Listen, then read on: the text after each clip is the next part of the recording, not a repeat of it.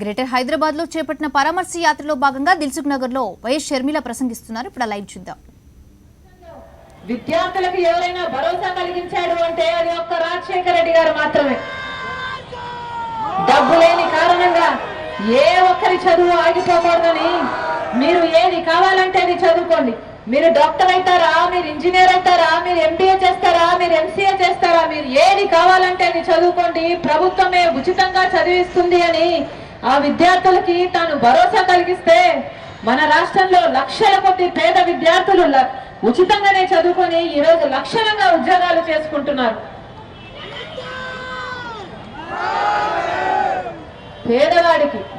పేదవాడికి కూడా భరోసా కల్పించిన నాయకుడు రాజశేఖర రెడ్డి గారు. అంతకు ముందు పేదవాడికి జబ్బు చేస్తే ఏమిటి పరిస్థితి అని ఆలోచన చేసిన నాయకుడే లేడు.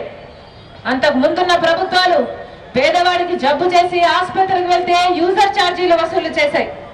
కానీ రాజశేఖర రెడ్డి గారు పెద్ద మనసు చేసుకుని ఆలోచన చేసి పేదవాడికి జబ్బు చేస్తే ఏమైపోతాడు, అప్పుల పాలైపోతాడు కదా అని తను పెద్ద మనసు చేసుకుని ఆరోగ్యశ్రీని ప్రవేశపెడితే మన రాష్ట్రంలో లక్షల కొద్ది పేద ప్రజలు ఉచితంగానే కార్పొరేట్ ఆసుపత్రికి వెళ్లి ఉచితంగానే వైద్యం చేయించుకొని పునర్జన్మను పొందారు.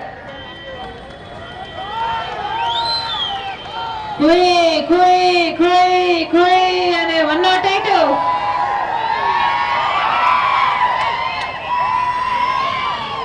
లక్షల మందికి ప్రాణం పోసింది. హైదరాబాద్ విషయానికే వస్తే అసలు హైదరాబాద్ ని గ్రేటర్ హైదరాబాద్ గా చేసిందే రాజశేఖర రెడ్డి గారు.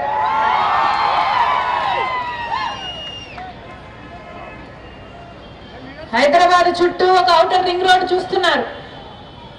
ఇలాంటి ఔటర్ రింగ్ రోడ్ మన దేశంలో ఎక్కడా లేదు.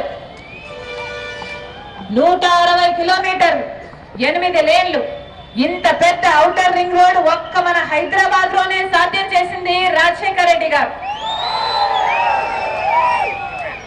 మెట్రో రైలు చేసింది రాజశేఖర రెడ్డి గారు. Express way, elevated express way చేసింది రాజశేఖర రెడ్డి గారు.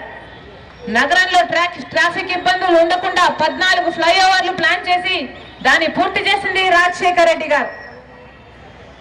ఈ నగరానికి నీటి కొరత లేకుండా కృష్ణా గోదావరి జలాలను తీసుకొచ్చింది కూడా రాజశేఖర రెడ్డి గారు.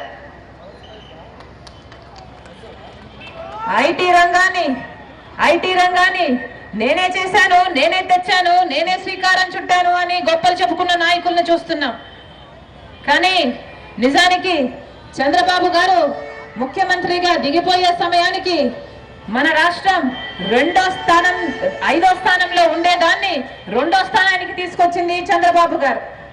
కానీ రాజశేఖర రెడ్డి గారు ముఖ్యమంత్రి అయిన తర్వాత మన రాష్ట్రం సాఫ్ట్వేర్ ఎగుమతుల్లో దేశంలో మన వాటాని 9% నుంచి 14% వరకు పెంచింది రాజశేఖర రెడ్డి గారు.